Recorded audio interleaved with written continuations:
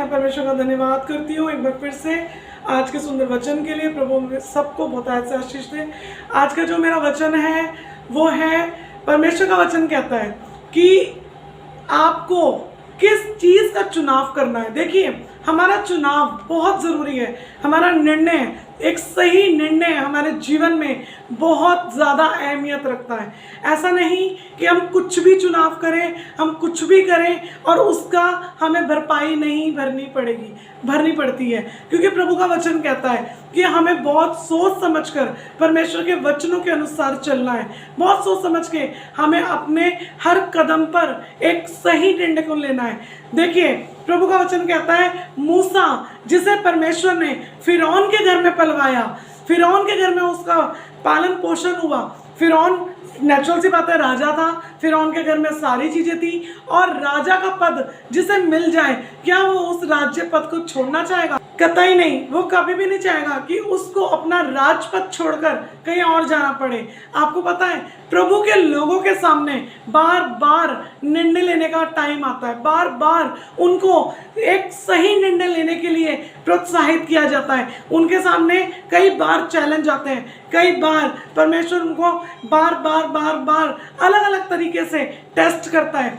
जिस टाइम पर परमेश्वर ने मूसा को बचवाया, किस लिए बचवाया था? क्योंकि मूसा मरने वाला था। उसको फिरौन राजा ने आज्ञा दी थी कि इसको मार दो। और लेकिन परमेश्वर ने शैतान को मूर्ख तो बनाया, लेकिन परमेश्वर की जो योजना थी ना, वो बड़ी और अद्भुत थी। वो क्या योजना थी?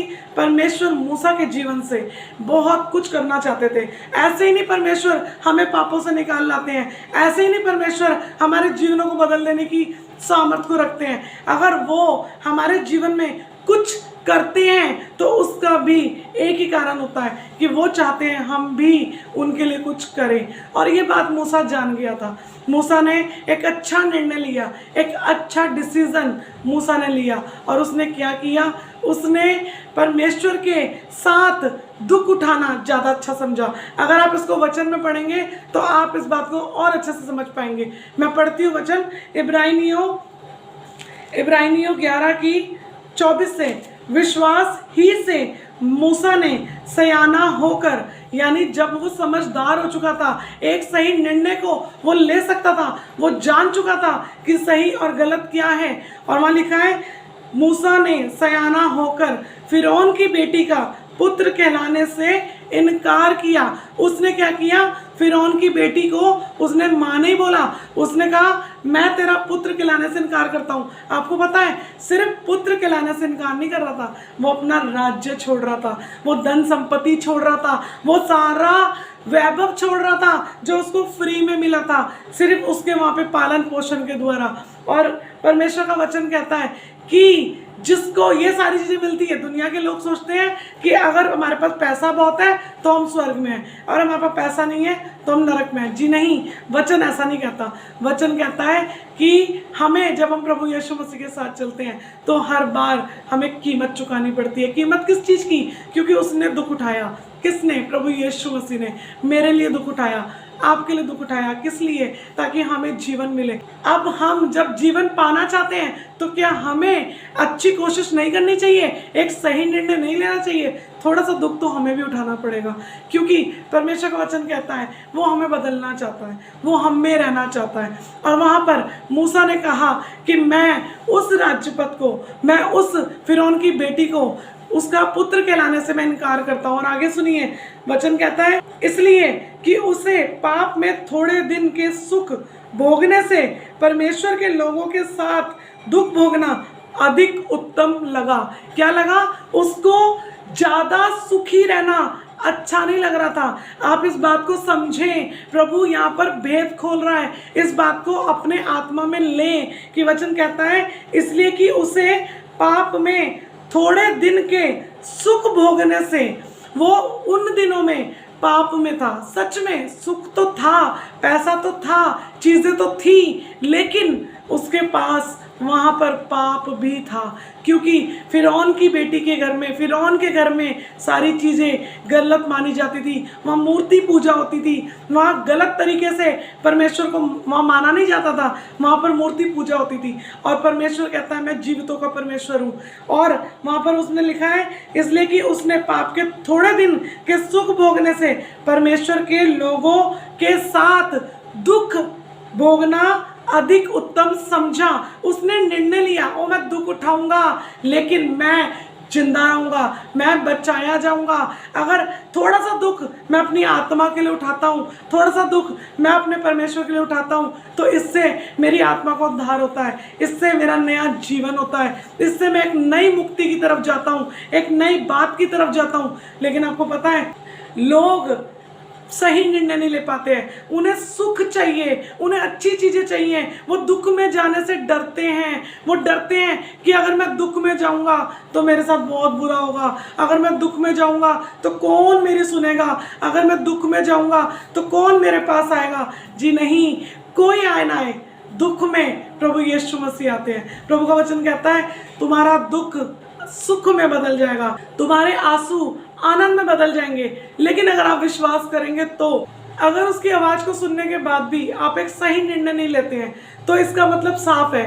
कि आप अपने मन को कठोर कर चुके हैं, आप उसके शब्द को सुनना ही नहीं चाहते। देखिए परमेश्वर ने अब्राहम से भी कहा था कि मैं तुझे एक ऐसी जगह दिखाऊंगा जहाँ पर तुझे मेरे पीछे आना है और सब कुछ छोड़ना है, अपना देश छोड़ना है, अपनी जगह छोड़नी है। और वहाँ पर परमेश्वर ने उसके आगे चुनौती रखी थी, दुख का एक निर्णय रखा था कि अब तुझे मेरे साथ चलना है, और ऐसी जगह वहाँ पे ले जाने वाला था जो उसे दिखाई नहीं थी। हम लोगों को बहुत लगता है हम हर चीज़ को पहले देखना चाहते हैं, हर चीज़ का प्रूफ चाहते हैं कि प्रभु मेरे जीवन में क्या करेगा। लेकिन प्रभु चाहता है कि पहले हम उसकी उपस्थिति में चलें, पहले हम उसकी प्रेजेंस में चलें, ताकि हम सिद्ध बने, ताकि हम परफेक्ट बने। उसके बाद परमेश्वर हमारे लिए अद्भुत तरीके से काम करता है। लेकिन प्रॉब्लम ये होती है कि हम परमेश्वर के साथ चल नहीं पाते और हम उसको छोड़कर कहीं और चल देते हैं। परमेश्वर ने अब्राहम को कहा मैं तुझे कहता हूँ कि तू सब कुछ छोड़ और क्या कर,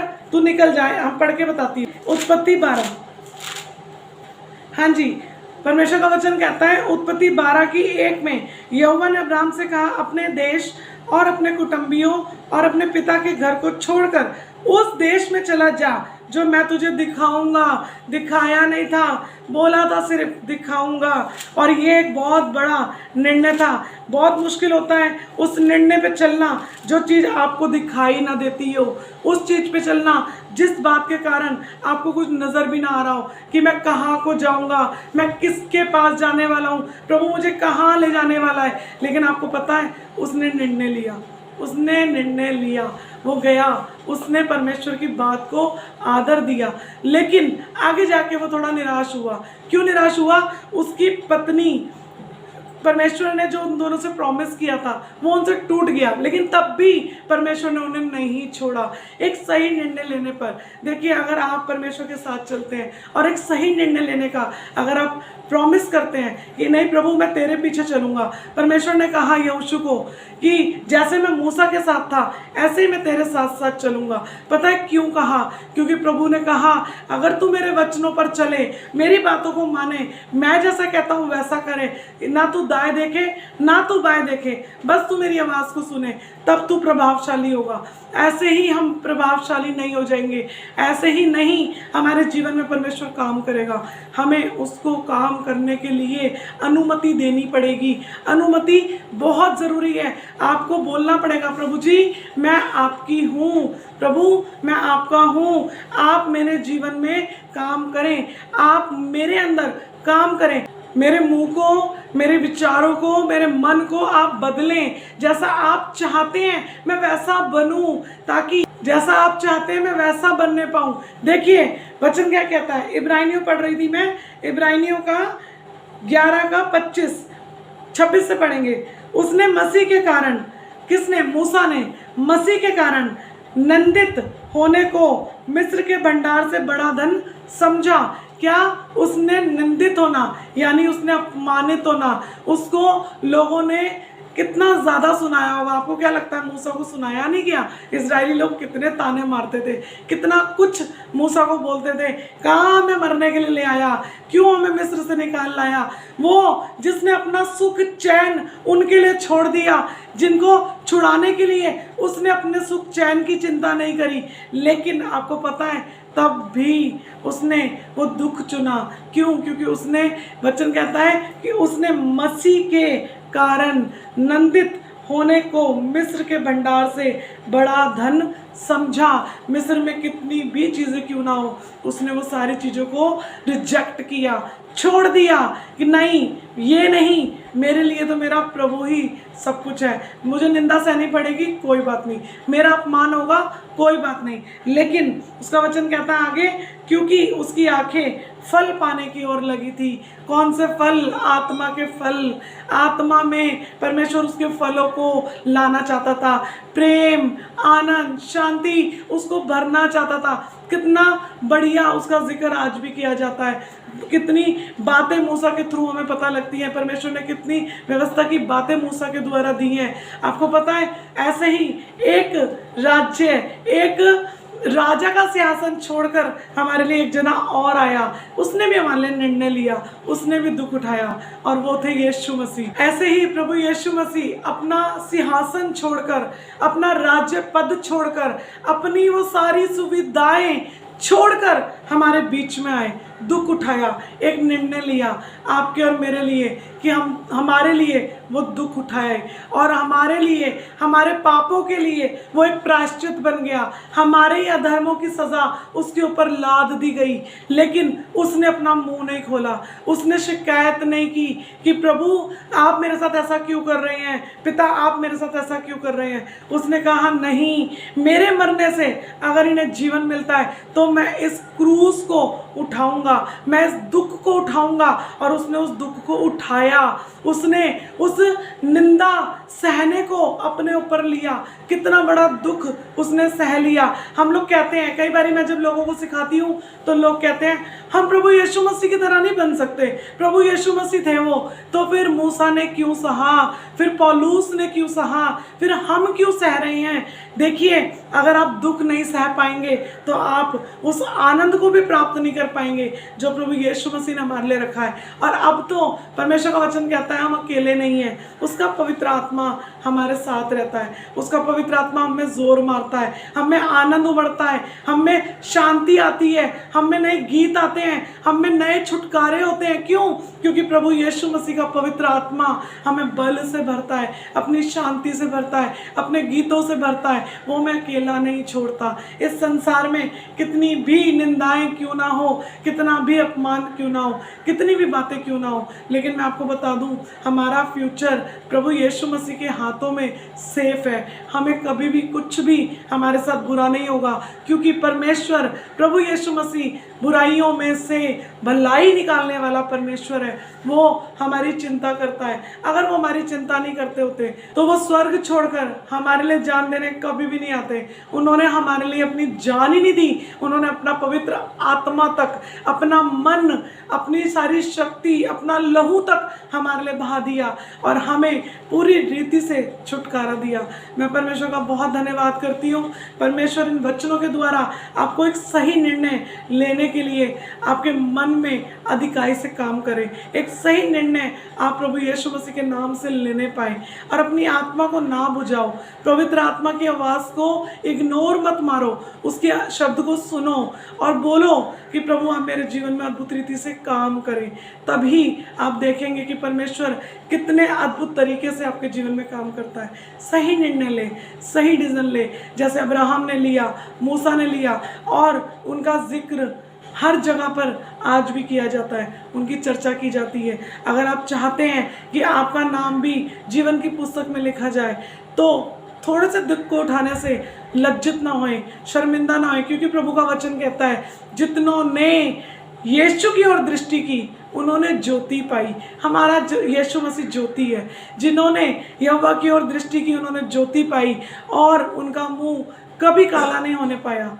और सच में परमेश्वर का वचन कहता है हमारा मुंह कभी भी काला नहीं होगा।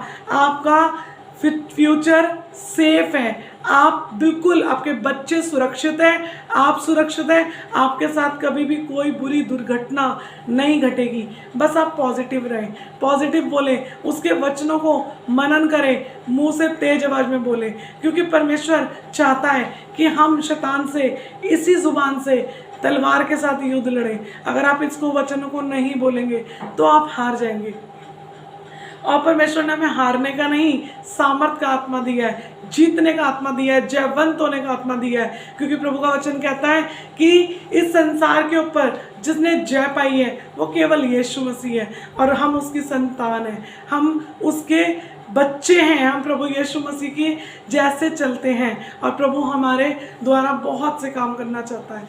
तो आप एक सही निर्णय लें, जैसे प्रभु आपको बोलता है आप वैसे करें। अपने जीवन को शैतान के हाथों में ना सौंपें, नेगेटिव ना हो, पॉजिटिव रहें, अच्छा बोलें, अच्छा करें। प्रभु आप लोगों को बहुत ऐसे आशीष दें।